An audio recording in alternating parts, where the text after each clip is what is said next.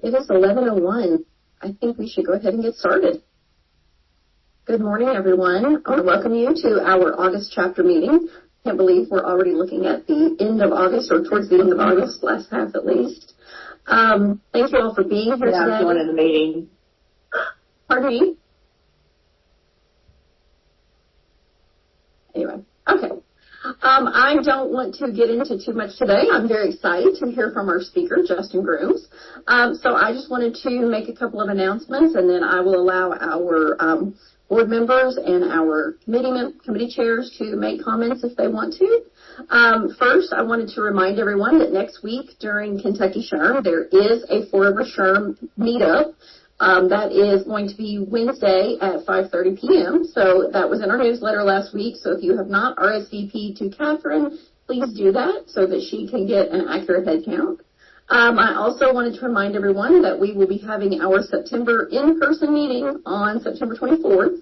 And Rachel will be sending out details for that very soon. Also in our newsletter last week, there was an invite to attend a function that my company is putting on, which is a presentation, part of our Leadership by Design series, where Evie Pomporus, who is a former CIA agent, Secret Service agent, will be speaking to us about emotional intelligence and leadership. So, and I got the chance to meet her yesterday, and she is impressive. So if you can make that, I encourage you to. I think she's going to be a great speaker. And the link to register for that was also in the newsletter last week.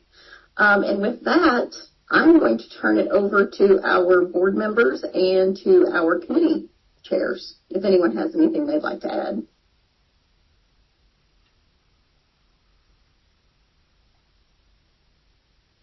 Okay, if not, then Paige, I'm going to turn it over to you so you can introduce our guest.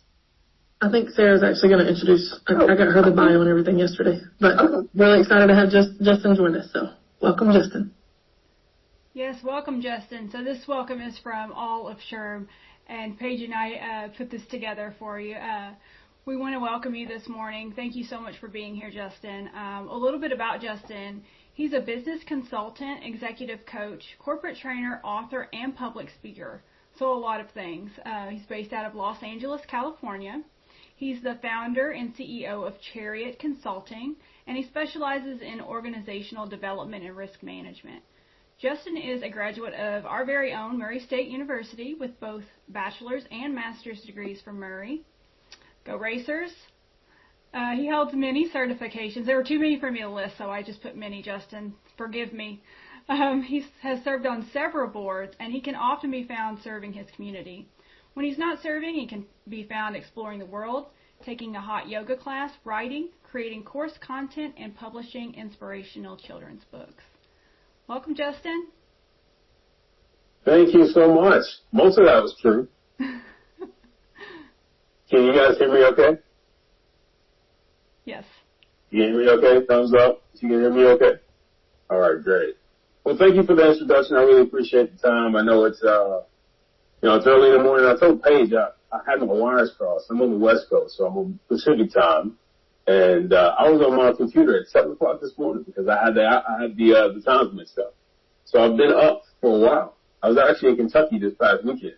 So I've been in like 3 different time zones in the past 3 days. I was in Central time zone, Mountain time zone, and now I'm back on the West Coast and Pacific time zone. So I really appreciate y'all taking the time to have me on, and hopefully I can share some things with you about the topic DEI that we're going to talk about today. I know when we hear that word, there's a lot of emotions that go into it recently. And so we're going to unpack all that. I do want to kind of check the pulse of the group right now.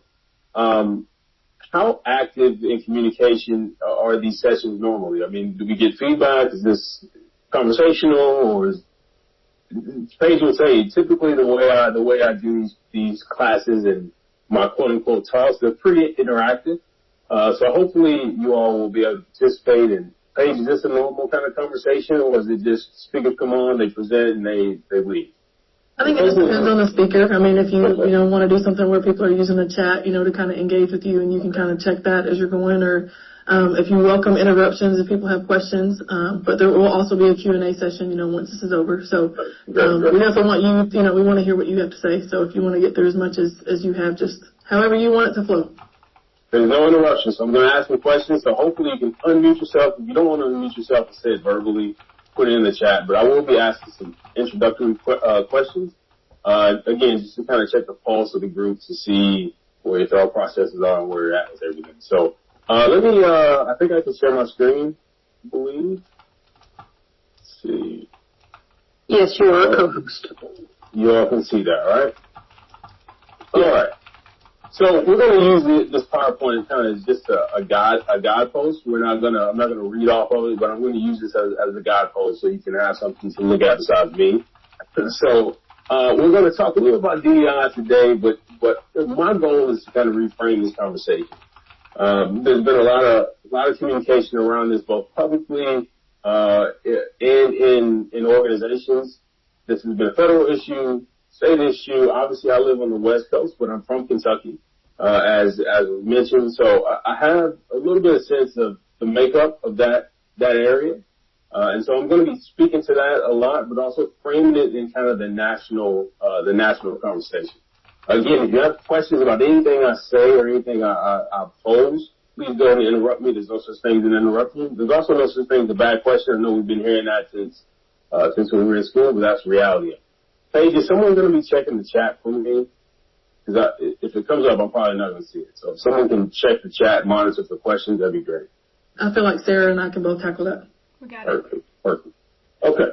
All right. So before we get started, there was a brief introduction of me, and I'm glad it was brief. I know that bio can get kind of wordy, so I'm glad you did a great job to make it brief.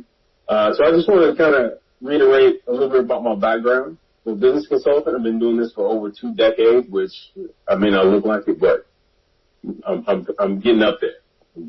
Paige is younger than me, but I'm getting up there. Corporate trainer. I'm a curriculum developer. I'm also a licensed insurance agent, if that matters to you. I have a PHR certification, master's degree in occupational safety and health from Murray State University. Not an attorney, but I'm just as good as one. The reason I say I'm not an attorney is because this is not a legal class. This is not legal advice. There may be some things that I speak about that may be legal in nature, so I always want to put that caveat out there. I'm not an attorney. If there are questions that lead you to want some additional advice and input, my recommendation is that you always seek legal counsel as it pertains to particularly anything that has a legal undertone. Okay. That's me on a good day. And I didn't get up at 5 o'clock to prepare for a training that was happening 2 hours later. All right. So I want to put this out there to the group. First question, because I want to make sure that we have a thorough understanding of what this conversation is going to be about, right? So I'm going to give a few scenarios. And what I want to do is I want to ask you, is this an example of diversity, equity, or inclusion? So I just want to make sure we have a good understanding of these terms. So I'm going to read this, and then I want to get your insight on what you think this is an example of. Okay. So we got a manufacturing facility, and these are real scenarios, by the way, I've dealt with first. You got a manufacturing facility who's been having trouble getting employee injuries under control. They created a safety committee comprised of exempt and non-exempt employees, supervisors and non-supervisors, who are tasked with walking the facility to assess hazards as well as reviewing previous losses to find solutions. The team meets once per month. The head of the committee is an operator on the assembly line. What is this an example of in the context of diversity, equity, and inclusion? I will say inclusion. This is Jill. Jill! What's up, Jill? Hey, what's up? Jill and I went to high school together. We did. I witnessed the greatness on the football field. That wasn't in your bio. It wasn't in my bio. We'll talk about that later. All right. So this is inclusion, Jill. Why? Why do you think this is inclusion? Well, I mean, diversity is all about representation, having people from different groups, backgrounds, demographics, roles. Equity is more about fairness. ensuring the policies, the opportunities, the resources are distributed in a way that accounts for different needs so that everyone has a fair chance. But inclusion is about participation, giving everyone a voice, ensuring that diverse perspectives are actively involved and valued. So in this scenario, the safety committee intentionally includes exempt and non-exempt employees and supervisors and non-supervisors. So, yeah, I mean, they're not only diversifying the committee, but also making sure that everyone has a seat at the table and a voice in the problem solving. So that's conclusion. I like that. Anyone have a different thought? Don't be afraid. Jill won't bite. All right. So Jill says inclusion. Now, before I give you the answer, do you think this is a good thing to do within an organization? Would this be a good move to make? Would anyone not want to do something like this? All right. So it's a consensus. I think this is probably a good decision to have something like this. This is indeed inclusion for all the reasons that Jill just mentioned. The importance of having a safety committee or a committee at all is to get different viewpoints, right? Most of the time, specifically in a situation like this, the people who are really being affected by the outcome are usually not the ones who have the input on that same outcome. So in this situation, the injuries are happening typically on the assembly line or on the production floor. And so you want people who are going to be affected by those things to be involved in the decision making. And that sometimes doesn't happen. There are people who are removed from the process who are making the decisions that affect the whole. So this is an example of inclusion. Great job, Jim. All right. Well-known company is looking to increase its market share with younger consumers. To achieve this, it puts together a team of younger millennials and Gen Z employees to identify ways to reach that target demographic. What is this an example of? Come on, Massage Jill. Come on, you HR people. You're not, HR people are supposed to be talking. Okay, I'll say diversity. This is Jill. I'll say diversity. Okay. Anyone got a different idea? Anything in the chat? Someone else said diversity. Okay. Anyone think of something different? Equity? All right. This is an example of diversity. Right? Obviously, diversity is having different opinions and viewpoints and targeting groups that may be underrepresented. Now, we'll talk a little bit about why this gets lumped in with affirmative action and why it's completely different. But this is an example of diversity. All right? It's a mindset that you want to make sure that everyone, specifically those that represent a protected class or category, what would be the protected category in this case? It would be age, right? It's a protected class, protected category, and this represents or reflects diversity. All right? Good business decision. All right, finally, I think we know what this one is. An accounting firm recently hired a new employee with exceptional skills. The new employee is neurodiverse, in this case on the autism spectrum. The employee sometimes has trouble picking up on social cues, which has led to difficulty relating to his coworkers. The firm utilizes their EAP. Everyone know what an EAP is. To find an outside consultant who works with the employee one-on-one around communication. This is an example of equity. Now, why would this be equity? Come on, besides Jill. I love you, Jill. What? I feel the love. Because you're creating the space that this employee needs to be successful. So you're equipping them with what they need. Exactly right. And you know, sometimes this gets, again, misunderstood, gets lumped in with things like affirmative action. The recognition that because a person may be exceptional at their job, may be really great at what they do, but have difficulties in other areas. My mom used to tell me that I had to pretend as if I was starting 10 meters behind the start line. That meant I had to run faster, I had to train harder, I had to study longer. And that may not seem quote unquote fair, but that was her reality for me. And so it kind of framed the way I viewed my existence in my life. And so sometimes those hurdles are ignored in the workplace. And if you recognize and embrace those hurdles, then you can set every employee up for success. And so, again, I just wanted to make sure we had a good understanding of what those terms mean, because a lot of times that gets misconstrued and misunderstood. All right, so a little bit about what we're going to cover today. I truly believe that DEI is fundamental to leadership. I don't think you can extract DEI from leadership, or this idea of those terms, diversity, equity, and inclusion, from the idea of leadership. I think they're all one and the same.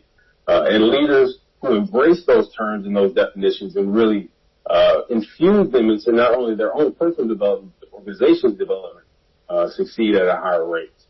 The power of communication and building inclusion, we'll talk a little bit about communication and why that's important. And then again, embedding DEI in daily leadership activities. We'll talk about leveraging diverse perspectives for an advantage. This is when you're talking to shareholders, business owners, about why it's important to have certain initiatives. And then how do you measure? How do you make sure that your initiatives are having a real impact on your organization? I went in and did a 2-day training with Paige's team at the Community Financial Services Bank, and it was great. It was a great session, but before we even started doing the prep work to get me ready to come in and speak to the group, I asked them why they wanted to do this. What was the reason behind this initiative? Post-2020, there was a lot of what I call knee-jerk reactions to what was going on in the news, what was going on socially, and I had some concerns that was not going to be sustainable. And the reason is because there wasn't a connection to real business, measurable business outcomes. And anytime you take on initiatives within a business organization, particularly a private sector, for-profit organization, you need to be able to connect whatever initiative you're doing to a real business measurable. If it does not impact the bottom line, it's going to be hard to be sustainable. And so I saw that happening, and I think we're kind of seeing the fallout of it now, because those initiatives were not coming from a place that had real business impact and made real business sense. So anyway, I won't get on my soapbox in that too much, but we'll talk a little bit about it later. All right, again, who on this call does not consider themselves a leader within their organization? Anyone? Okay, so you all consider yourselves leaders within your organization. If that's the case, then this is fundamental to how you do your job and how good you're going to be at doing that job. All right, so moving forward with this idea of what DEI is as opposed to affirmative action, can someone give me a real quick 10-second definition of affirmative action? I'm going to continue to ask these questions until you talk to me, until you talk back to me. Paige and Sarah, is it okay if I follow people? All right. They may not like me, but I'm going to follow. Paige, I'm going to pick on you right now. Tell me what you think affirmative action is. So affirmative action was created just to create opportunities for marginalized individuals that, didn't have a shot at, doing certain things. Obviously that was, a while back. But a lot has not changed. So in my opinion, it was basically created because with, like signing up to go to college or, jobs, there was no rules in place to keep people from being, targeted to not get a job based on their name, based on their, race, based on their religion, any of those things. And so affirmative action was created to basically hold organizations accountable and kind of hold a space for, those marginalized groups to, have a chance just to even apply. Yeah. So you said a really important word there, is the opportunity. So it's the opportunity to show if you have the skills required to get hired for the job or to get a promotion or whatever that may be. It's the opportunity. It is not an automatic path to getting a job. And so, I don't want to get into the ins and outs of affirmative action. I just wanted to get that terminology so we can separate that from the idea of DEI. Because to me, DEI is embedded in the fundamentals of the organization. It's not something that's layered on top of it. as some sort of regulatory compliance checkbox. Right? So I just wanted to, again, get that out of the way, make sure we separate that. This is not a conversation about affirmative action. We're not discussing that. So whatever the thoughts are about affirmative action, whether you agree with it, you disagree with it, this is not what this conversation is about. This is about the fabric of the organization and how you view your employees, and how those employees and their health and their safety benefits the bottom line of the organization. Again, it's not merely about following laws and regulatory compliance. It's about proactive engagement. And so the question becomes, how do you do that on a daily basis? How do you cultivate this environment of inclusivity, of equity, and of diversity, and make sure that it's linked to higher performance amongst your team? Right? So that's how we measure that. And then how does it drive leadership initiative and innovation? Inclusive leaders foster this environment of perspectives that are diverse. They foster that. They create this environment of safe space where you can have this diversity of thought. Everyone can speak up. Everyone has an opinion. Now, obviously, based on your organizational flow chart and what your initiatives are, everyone's voice is not going to be held to the same level, right? Because just based on where you are in the hierarchy of the organization, doesn't mean everyone shouldn't have a voice. They shouldn't have a perspective. But as I said before in the example, you want to make sure that the people who are being impacted by the decisions that the organizations are making have a voice in how those decisions are rolled out and what the impact is on them.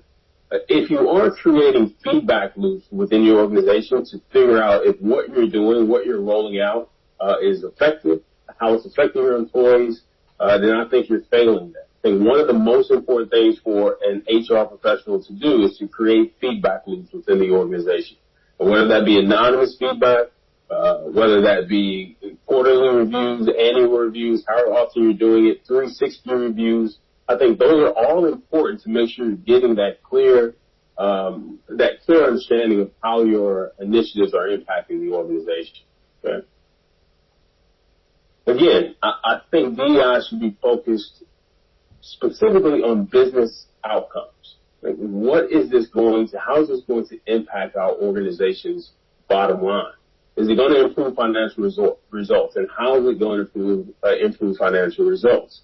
One way it improves financial results typically is by fostering innovation, right? If you have diversity of thought, diversity of opinions, whether that be across gender roles, whether that be across racial lines, or whether that be across age gaps and barriers, if you have multiple perspectives across all of those different categories, it's going to naturally drive and foster innovation, right? Increased employee engagement. If you have someone who's not just showing up to check the box and they feel like they are integral to the fabric of the organization, they're going to be less likely to be laxed at their job. They're going to want to upskill and become more critical and important to the organization. They're going to want to invite their friends to come and work for the company. And they're going to be less likely to leave, right? I don't know how you all are dealing with turnover in that area, but on the West Coast, specifically in California, turnover is extremely high across all organizations. On a national level, I think turnover rates are about 40% nationally. Now, that's across all industries. Costs about $15,000 to hire an employee on average. That's hiring, that means promoting the job, going through the process of interviewing, getting the person there, training them, onboarding them, on average $15,000. Now, if average turnover is 40%, you can do the math on how quickly that adds up.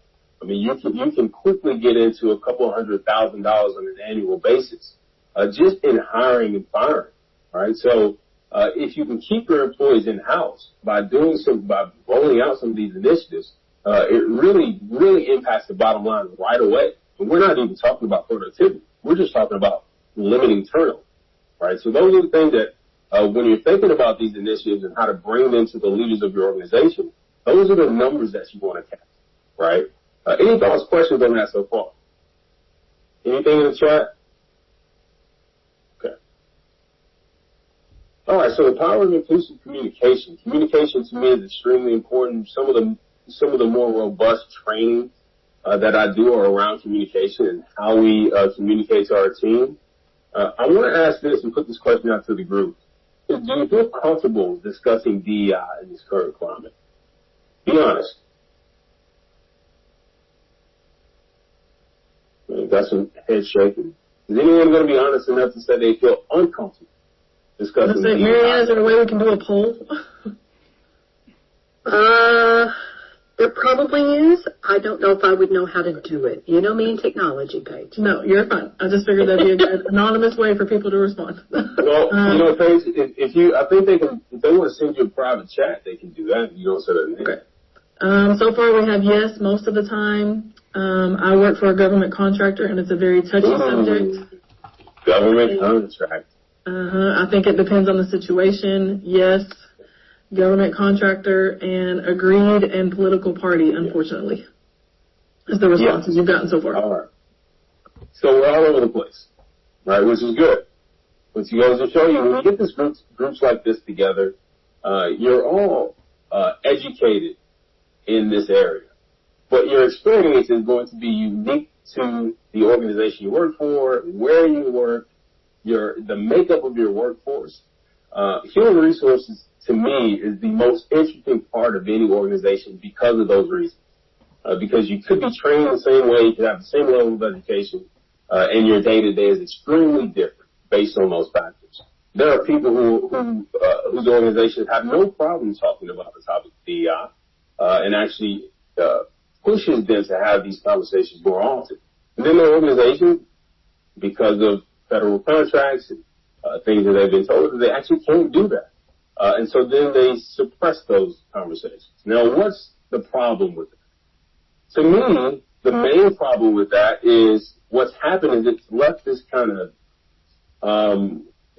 gap in communication. Oh, there is a poll. Look at me. Thank you, Marianne. Look at that. Look at that. Wow. Wait. Now that everybody participates. Yeah.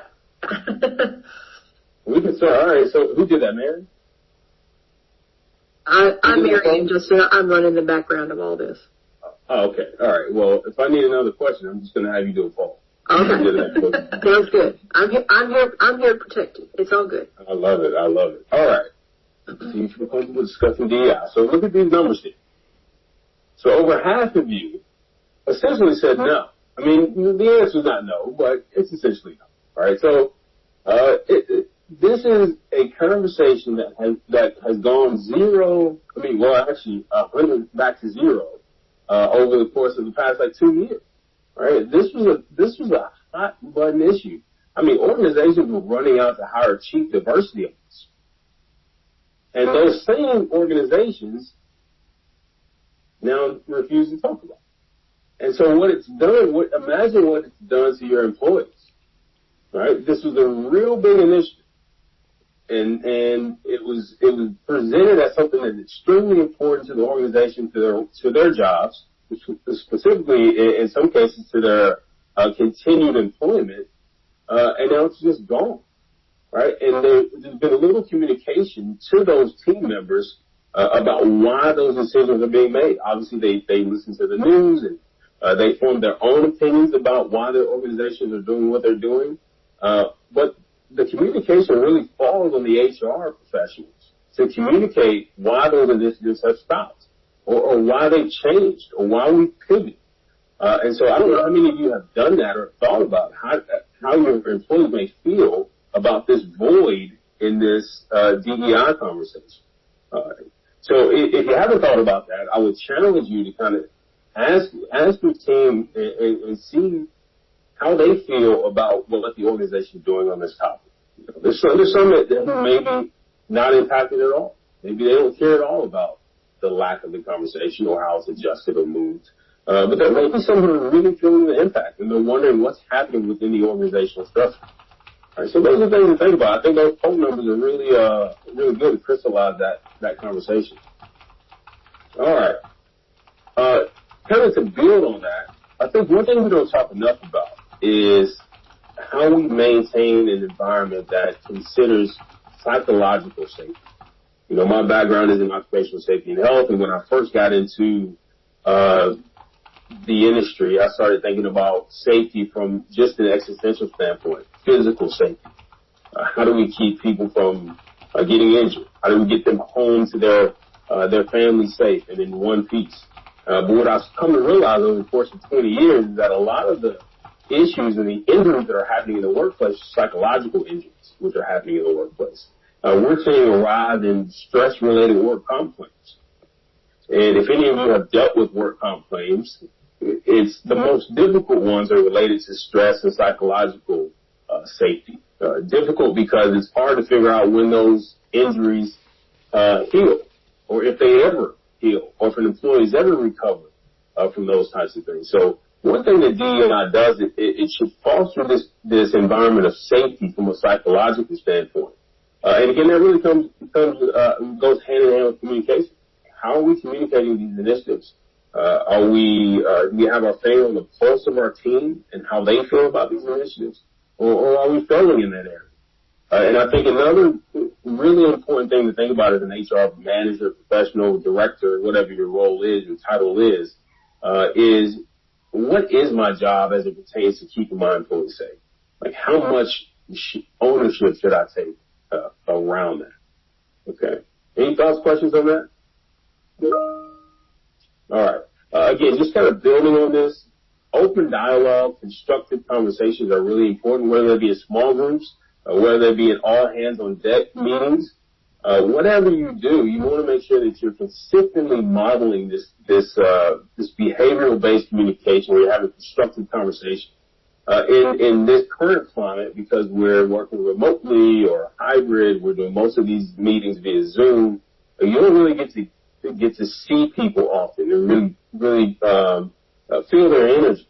All right, and for me personally, it's difficult to kind of gauge a person's ability to receive information if you're not there in person. 80% of communication is nonverbal. Most of you know this. So if 80% of the communication is nonverbal, essentially it's saying you're only getting 20% of the feedback. Right? You're only able to gauge in a very restricted way as to whether or not this employee is receiving the instructions, how they're receiving it. Are they able to then take those instructions and model the behavior you want to see? So we're in a very unique time. So you need to start asking yourself, how are we engaging in communication these days? What tactics are you using to make sure you're getting the most out of your time with your team? Right? I don't know how many of you have already done that or thought about that, but I think that's something important you should start thinking about. All right, how do you embed DEI in daily leadership behaviors? Again, I think one of the most important things you can do is gauge your communication level. Active listening is very important. Do all of you have what I call office hours? So on your calendar, maybe you have an hour or 2 hours a week, you block off your time, and you say, this is the time for anyone on my team to come into my office and have a conversation, or you can pick up the phone and give me a call. This block of 2 hours or 3 hours or however many hours you think is needed for your particular organization, I think you should do that. And then when you do that, it's just an opportunity not for you to talk and push your initiative. It's an opportunity for them to come and voice any opinions or issues that they have about what's going on. And it's an opportunity for you to be an active listener in that. It's to learn from your team. Anyone doing that currently? Anyone have a block of hours, maybe weekly, monthly, that you just put in your calendar and leave it open for people to come in? And then we talk about open door policies, but open door policies are often very vague. Open for what? You know, when I have an issue, I can come speak with you, or can I be proactive and talk to you about some things? Like what is the open door policy? So I think it becomes like this generic and vanilla kind of a slogan that we roll out. But what does it really mean, and how do we engage in active listening when we have these the employees come in and speak to us about certain issues? Anyone currently doing that? Anyone have a success story about maybe office hours or open door policies that you currently have with your team? Anyone doing that? Jill, what about you? What are you seeing out there? Jill, correct me if I'm wrong, but you're a consultant, right? Is Jill still on? She get off. You may have hopped off. Oh my gosh, no! I'm sorry. I kept hitting it. It would not unmute. That mute button is tricky. No. What was your question? Are you a consultant or are you working in-house somewhere? Yeah. No, I'm a consultant. I started my firm about 3 years ago, HR Consulting Solutions. So yes, very much HR consulting and recruitment. So what are you seeing out there as it pertains to HR professionals setting office hours? Have you heard any success stories around that? Open door policies, things of that nature? Well, in what regard? I mean, that's kind of a broad question. What do you mean specifically, office hours? Yeah, so what I'm saying is a lot of times we have these open door policies within our handbooks. But what I advise HR professionals to do is actually set a block of hours. Maybe it's an hour or 2 hours a week. Say, these are the times that anyone can come into my office and talk about anything. Something that's going right, something that's going wrong, something that you anticipate happening down the line. Have you heard it? Maybe that's just something that I've been rolling out to my executive clients, but I think it's an important step in showing that not only we're not just going to talk to you as an HR person when you've done something wrong. We're not just going to call you to my office when I have something to reprimand you for. Right. I want to invite you into my office to have a conversation about anything that you may, how we improve operations, those types of things. Are you hearing anyone doing that, those types of things in your area? Not really so much as dedicated office hours, unless, we might have a client that has a labor relations specialist or an employee relations specialist that typically works off-site. So perhaps they have a manufacturing plant that's 5 miles up the road, 50 miles up the road, and so they're not easily accessible. Or even organizations like Four Rivers or Swift and Saley, they might have a corporate office in town, and they have to travel out to the plant. And so in those situations, we absolutely do encourage them to set specific dates and times where the employees know, okay, Jane Doe is going to be on site Monday, Wednesday, and Friday from, noon to 4 or whatever. It just minimizes their time off the job. It minimizes their frustrations whenever they try to get HR support and, they're in a meeting, or, their door is shut, or, they're not there yet. So yes, having open office hours can definitely be a very good practice as long as it's structured. And sometimes the conversations are really sensitive in nature, and frankly, the individual doesn't want anyone to see them go into HR, right? It's like dun dun dun. And so that can be really good too, to just kind of signal that trust, know that HR is open, they're listening, the door is literally and figuratively shut for them, and we're kind of in the zone there together. So yeah. So again, to that point, I think if we can do more of that, Jill even mentioned that when HR shows up on site, it's usually not a good thing. Right? You don't feel warm and fuzzy when your HR manager comes around. And changing that narrative around HR and what human resources is there for, I believe that human resources has two different arms, right? There is the human capital management arm that is more of an administrative type of role, which a lot of HR professionals lean into. And then there's the employee relations piece, which a lot of HR people don't lean into. Or you may be doing one or the other. You may be really employee relations heavy, or you may be really human capital, strategic, administrative task heavy. And I think it's a blend of both. How do we blend both of those things? How do we do what's important for the business and the bottom line? And then how do we make sure that the employees feel taken care of, feel appreciated, feel heard, and then also connect that to the bottom line of those initiatives? So as a professional in human resources, I think if you can do both of those things at a high level, that's when you start to see some success. Okay. Justin, you have a few comments. I don't know if you wanted to reference let's hear it. Yeah. You got a few that said, love that, great idea. Someone said that they go and visit other locations and work there for a day, and it never fails that when they visit an office, someone comes in to talk to them. And then someone tagged onto that and said, I take time each week to wander around buildings to talk to non-leadership employees, even if it's just to ask about personal things. So I get that engagement and touch point with my employees and be approachable. More often than not, I will get employees to open up about any issues. And then someone else said, my team is remote, but I put a status on Teams. I also try to reach out to folks proactively and pull them into HR projects that may touch areas they have knowledge or experience with. the project teams now pull me into technical projects now since they know that we are partners.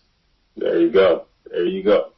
There's this term HR business partner, and there are people who are hiring for HR business partners. I always found that title to be interesting because I think every HR professional should be a business partner. The decisions you make should always be considered pivotal and important to the business. Right? So partnering with supervisors, team leads in that HR space is really, really important. And then measuring those outcomes. All right. So speaking of how do you leverage it to have a strategic advantage when you're talking to your shareholders, when you're talking to your business owners, you're speaking to your boss, the CEO, the CFO, whatever the role may be, they're going to want to know how is this going to contribute, so especially if it's going to cost them money, right? If you're going to hire a new role or if you're going to do some sort of employee development and training, it's typically going to cost the business some money. And if you as an HR manager or director cannot tie that to the bottom line and how it's going to really impact the organization, it may not be able to be done. And if it's going to be done, it may not be something that's going to be a sustainable initiative. There are some of you I've spoken to already who have had trouble continuing traction around some of these conversations.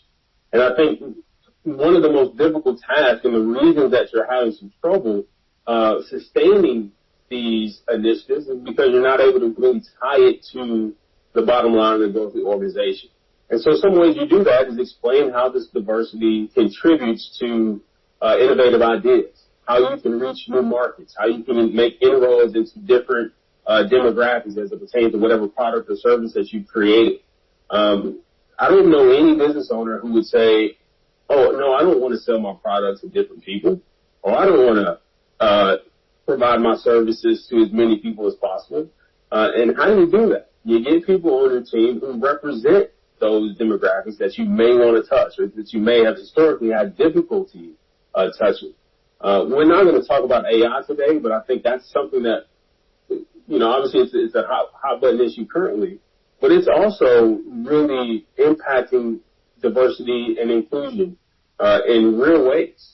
As it pertains to hiring people, evaluating employees, as we're phasing out people on a more drastic level, more frequently phasing people out of the organizations.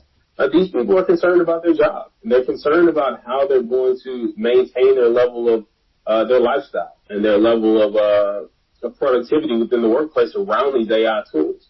So again, these conversations around diversity, equity, and inclusion are not just about regulatory compliance issues. They're really about protecting people's jobs and figuring out how they can be more important to the organization. One thing I do want to touch on here on this slide is multiple perspectives are not just important when you're trying to reach a different demographic. Right? So if I'm trying to reach the Asian community, let me get someone on my team who's Asian. That's not what that means, right? It really means bringing them into all the decisions that make the organization grow. Because what you don't want to do is make people feel marginalized and alienated. There's so many things that we could talk about on this call. This could be an entire workshop. We start talking about imposter syndrome and all those types of things. But you want to make sure that those people think that know that their voice is not only heard as it pertains to their particular demographic, but they're included in all decision making, whether it be based around their gender or not. They always are included in those conversations that have opportunity to contribute to the organizational goals. All right, I know we're running out of time here, so I'm not going to spend too much time on that. But I do want to talk about how do you measure these things, right? So once you set these goals and once you have these initiatives, how do we measure? How do we make sure that they're actually making an impact on the bottom line? And you have to understand what the organization's goals are. There may be some opportunities for you to actually go in and speak with business leaders about, hey, this mission statement, why don't we have this mission statement? And are we holding true to the mission statement? A lot of times when organizations are started, I know a lot of you work for organizations who have been around for quite a long time. So I challenge you to kind of go back and look at some of those mission statements and see when's the last time they've updated their mission statement. And are they living and being true to the mission statement? Is it just something that's a cute slogan? or it's just something that looks good on the website or on the T-shirt. And are we really maintaining the integrity of what we said we're going to do? Right? And I think that's really important. When people find out that you're not upholding your values, they're going to have an issue with that, regardless if they've been long-time customers or not. Sometimes their own views and opinions change, and it's going to impact whether or not they continue to consume your product or your service. Right? So having clear actionable goals, KPIs, measurables as it pertains to these DEI initiatives, I think is extremely important to maintaining those long term. Again, you can build momentum. I can't tell you how many times I've gone in and done a training, whether it be a 2-day workshop, whether it be a 2-hour talk, and everyone's excited. And then I'll reach out within a couple weeks or a couple months and ask how the progress is going. And there's nothing. There's no more progress because they haven't built sustainable momentum. It was a splash in a bucket, it was a check box, and then it's gone. It's dissolved. And again, I think it leaves that void for employees who you get them all excited, they get all riled up, they're coming to hear someone talk about DEI or leadership or communication, and then there's nothing. There's no follow through. There's no sustainability. So as you're starting to roll out some of these things, maybe ask how do you sustain the enthusiasm, right? And I think that communication piece is really important to that. And then you want to be honest about barriers, right? The barriers are real. There are people who don't want to see these initiatives happen within organizations for whatever reason. Those reasons could be personal. Those reasons could be business related. So we're not going to act like those barriers don't exist because you'll trip over them if you don't know that they exist. So how do you get over them? And again, I know I've said this multiple times, but until you can really connect any initiative to the bottom line of the organization, it's going to really be hard to sustain. How does it make sense? If it doesn't make sense that equates to dollars, it's going to be hard to sustain. Right? And then how you hold leaders accountable to those initiatives once they've made a commitment to doing certain things.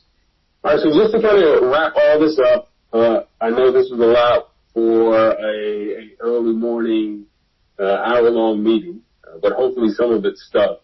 I really want you to start thinking about DEI as a leadership competency, not as an initiative on its own, right? Not just something that you're doing in a box or in a vacuum or in isolation. If you're developing leaders, you're developing people, DEI is the undercurrent for that development. Having a diverse workforce, having an equitable workplace, having inclusive dialogue. If you're being honest, I don't know anyone who wouldn't want that in the organization.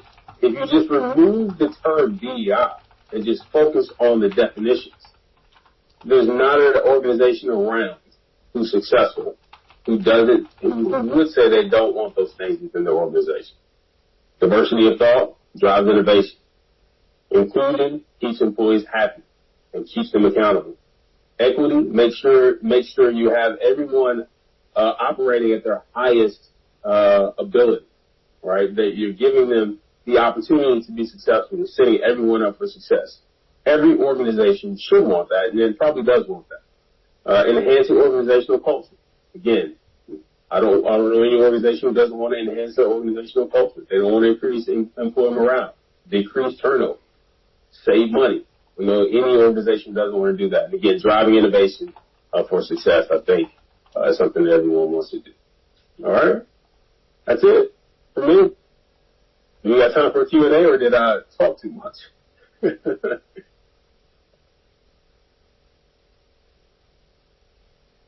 Wow. Thank you so much. That was such a wonderful presentation. Lots of good information for us. There's a lot of stuff in there. But I didn't go too long. To try to compact that into 1 hour is difficult. At this time, I think we'd love to open it up for questions. Who wants to go first? Do I have a podcast? I do, but it's interesting. I do have a podcast, but it's actually not around this type of content. But I've been asked more than once to start a podcast specifically on leadership.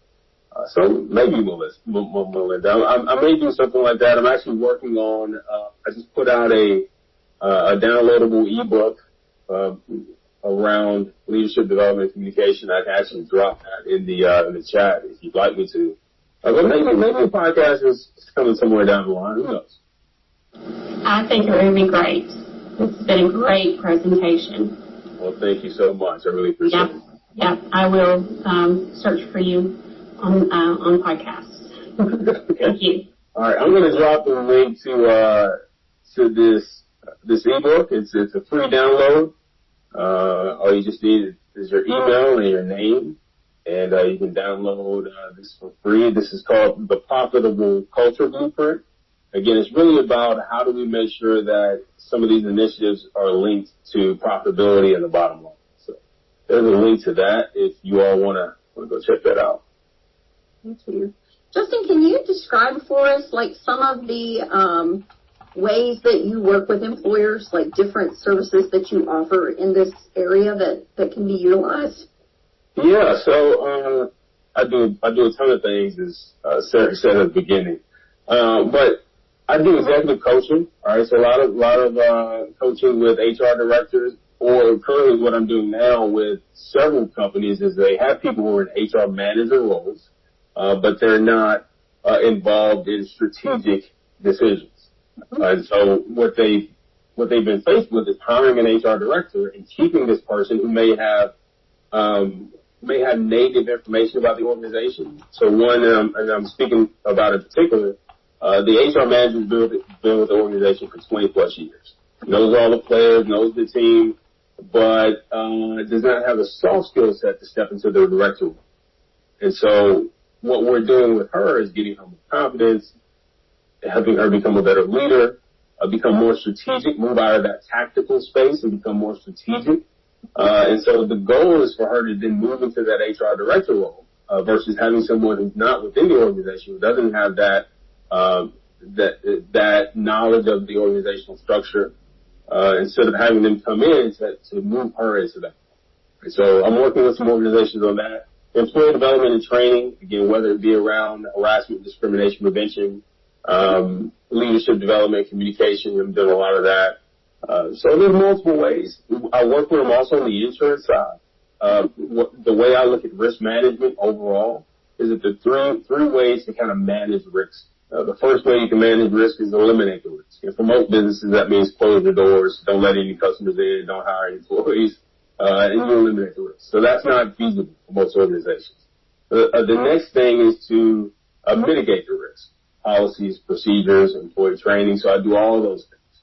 And then what's left over is you transfer that risk to an insurance company, whether that be employment practices, liability insurance, cyber insurance, errors and emissions insurance, whatever it may be, directors and officers insurance. So I try to holistically help employees check all those boxes. If we can eliminate the risk, I'll give you an example of eliminating the risk completely.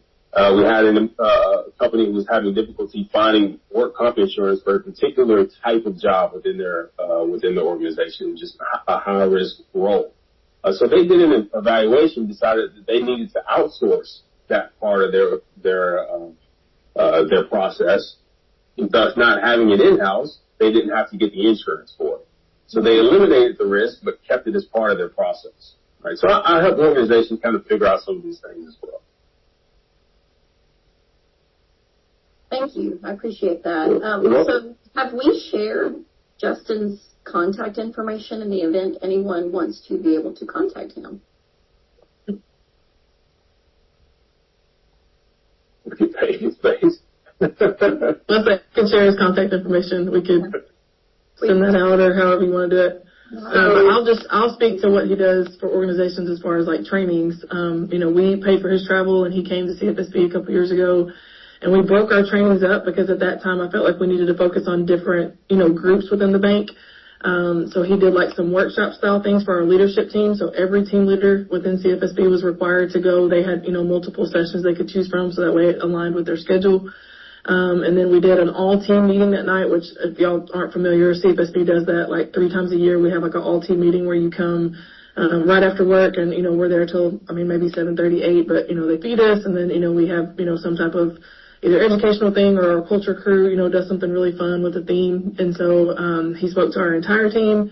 And then the following day, he also met with our culture crew. And at that time, we were doing like a task force for DEI. And so that group kind of had a separate training. But he, we met with him beforehand. And, he, fit everything within our needs as far as what we felt like needed to be educated on at the time. But probably one of the most impactful things was at the all-team meeting that night, we did a panel called Walk a Mile in Their Shoes. And so we had different diverse perspectives from across the bank. We had, someone representing veterans. We had someone representing disabilities, mental health, race, obviously female because we have a lot of female leaders in the bank. And so we had a panel of people, and we met with Justin beforehand, and he, mediated that talk and, asked the questions. And we had several team members that said that was the best team meeting that they'd ever been to, and it was the most impactful. So I think Justin will, fit whatever needs your organization has. So, and obviously he's from here, so he doesn't mind coming back home.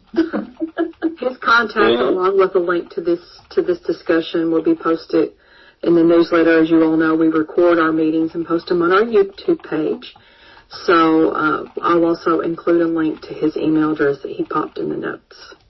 Thank you. I'm going to put and if you're one of those, I'm sorry, cut you off. If you're one of those if you work for a government contractor, you're having some difficulties around even how to frame the conversation. If you're interested in that, I think that I'm doing a lot of work with government contractors now who have had those initiatives in the past, and now they're phasing them out for obvious reasons. And so, how do you do that without leaving a void in the organization? So I'm having a lot of those conversations recently. I'm going to put this slide back up. As always, we enjoy when our members will scan the QR code and give us information about how you saw this presentation. It also gives you an opportunity. We will share any comments that you have with him. We'll share this information with Justin. I just want to thank him very much for the presentation. It was outstanding, in my opinion. We'd like to hear your all's. Thank you, Mary Ann. Any other questions for Justin? Justin, do you ever wear your state champ ring? I do not. It's too big. It's too big. I should have actually worn it when I was home this weekend. I saw a bunch of people, and it'd be good to break that out. But no, I haven't broken it out in a while. Well, we did make sure he wears his Murray State gear. We got him some Murray State gear when he came to speak at CFSB. I love it. Always will. Yeah, always will. Some Murray State gear. Someone asked which hospital I went to. Is that correct? Yes, sir. I went to Caldwell County. Caldwell County. Okay. Caldwell County. Yeah. Alrighty. We're Mayfield Cardinals. Yay, Cardinals. We didn't play Mayfield my 4 years, but I think they've played you since. It's been a while since I graduated high school. So, 98 was a long time ago. Alright. All right. Any other questions? At this time, I suppose we can go ahead and move into, we had talked about doing our after show. Justin, I believe, graciously agreed to hang out for a few more minutes and answer some questions. If people don't like being in the big group, we can continue on. So if you're not going to join us for the after show, thank you for being here. Don't forget to sign up for the Kentucky SHRM meetup or the Evie Pomperous talk. And again, all of that information is in our newsletter from last week. So thank you for being here.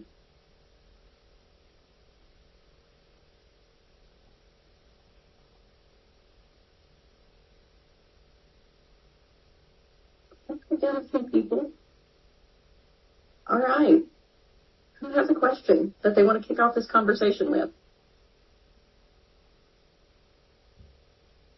I'll say, I meant to have the board. Oh, okay, good. Somebody's got one. Because I meant to have the board submit some questions just in case we didn't get anything going. I don't have a question. I just wanted to say that the open door culture or policy, kind of like you said, is kind of vanilla, where, you know, we have people that come in on a regular basis and talk about things, but having a dedicated space where people can come and, you know, I want to talk about this, but I don't know how to, you know, when to make time for it or what's your schedule look like. And talking about they may have their door closed or whatnot. I really appreciate that idea, and I may share it with our HR team. Yeah, I love it. I think it's so valuable, again, for all the reasons that you just shared. It just becomes kind of a thing that, any other company has an open door policy, and we're here to talk about anything you want to discuss, but it's pretty vague. And so when you have those dedicated set hours, and again, it may not be anything negative. I think a lot of times maybe you just want to talk about some wins or some successes, or they've got a question about some things. And I think it's a good opportunity to kind of hear those and express those concerns. And it changes the way that HR is viewed. I think, again, it moves more into that employee relations piece versus just being that administrative arm of the organization. Absolutely. I also wanted to speak about, you were talking about the whiplash, right? How with the government and the regulations, if it's embedded into your culture, like I'm thinking about here, it didn't change a whole lot for the way that we approach things. And so I didn't think about it how it might impact employees, because I feel like it's kind of embedded in our culture, and so it just made me think of it in a different way. Yeah, I think that's what you want, right? Paige and I had this conversation. I was really getting a little bit frustrated with all of these different roles that were popping up, again, like the Chief Diversity Officer. And pardon me if you've got a Chief Diversity Officer, you've had one, or you are one. I don't mean to put you on that role, but if it is going to, or not even let's stick with Chief Diversity Officer. It's a C-suite role by title, right? It's a C-suite role. But then the question becomes, if that C-suite role is pivotal or not to the organization's growth and health and sustainability.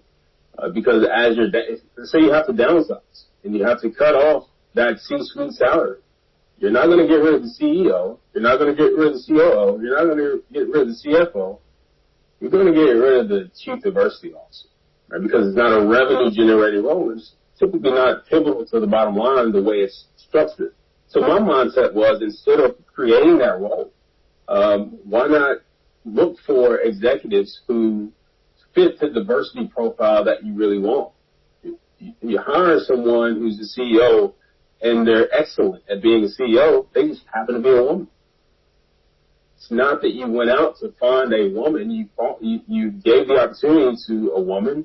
Turns out she's great, and she reflects the diversity that you want to see. You didn't have to hire a Chief Diversity Officer. You had to hire someone who's diverse who also was skilled at that job. So I agree. I think if it's embedded, you're going to have less of that void and that whiplash kind of situation with your team. Yeah.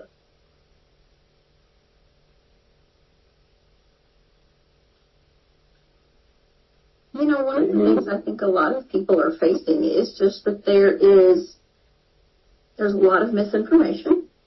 I think there are some who are intentionally misinformed about DE&I. And I think trying to figure out how to address it and not, I'm going to say trigger people. I'm not sure that's quite the right phrase. But not get their guard up. I think they need to be challenged. Yes. But trying to get them to listen and accept rather than be defensive, I think, is the challenge a lot of us are facing. So if anyone has any tips, those would be welcome. Well, there's a thought process that, let's use an example of food, right? So if your child needs a certain amount of nutrition, you have to give them food that is nutritious, but it has to be something that they can consume without hurting themselves. So you don't stop giving them nutrients, you should give them to them in a different form. And so, again, if the conversation is around leadership, because that's not a provocative topic, leadership in organizations is important. But when you are training or talking about leadership, the undertone of that conversation is all about diversity, equity, and inclusion, right? I think some of us get hung up on using the terminology DEI. And although I don't see a problem with the terminology, someone may see a problem with the terminology. So instead of focusing on the terminology, let's focus on the definition and what the terminology represents. And again, I think if we extract the terminology and just talk about the definitions, I don't think most organizations would have an issue. You said the word trigger, and I think it is triggering or activating or whatever people may use. But it's the terminology that's trigger. It's not what it stands for. And so if we can figure out a way to do that and not get hung up on whether or not we use that terminology DEI, I think you'll have a better opportunity to get to people.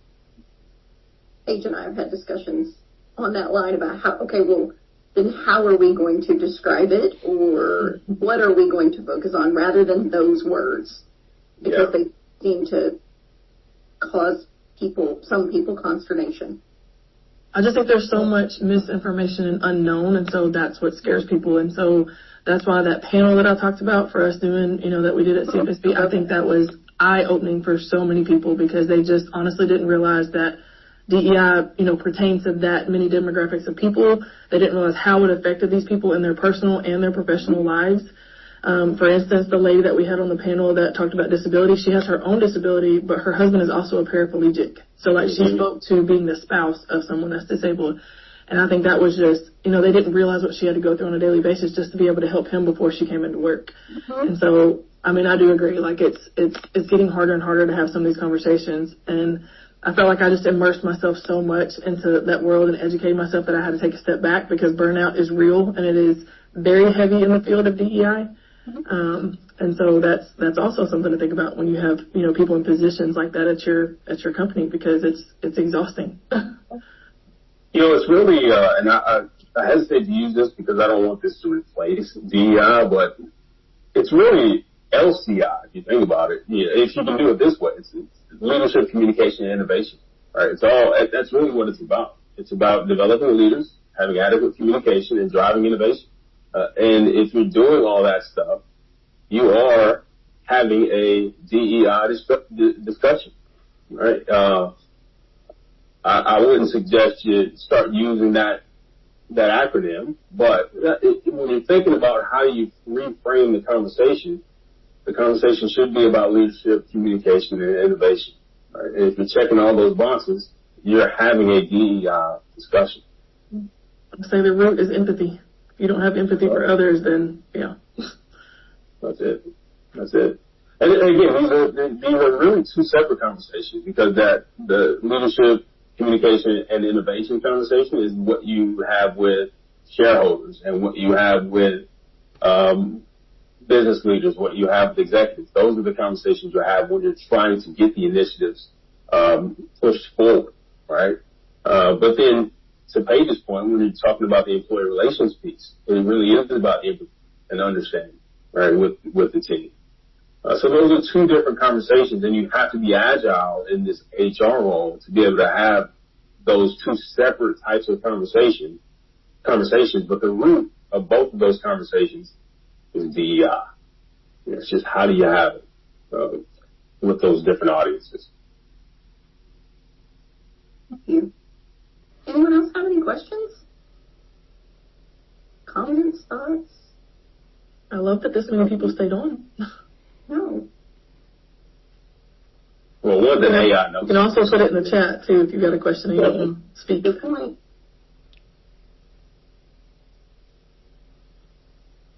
And then feel free to reach out to me, connect with me on LinkedIn. If you've got questions that you don't want to ask, or you think of something. A lot of times you get off these calls and you think of a question later, or you have something you want to ask down the line, or something comes up with a team member, feel free to reach out.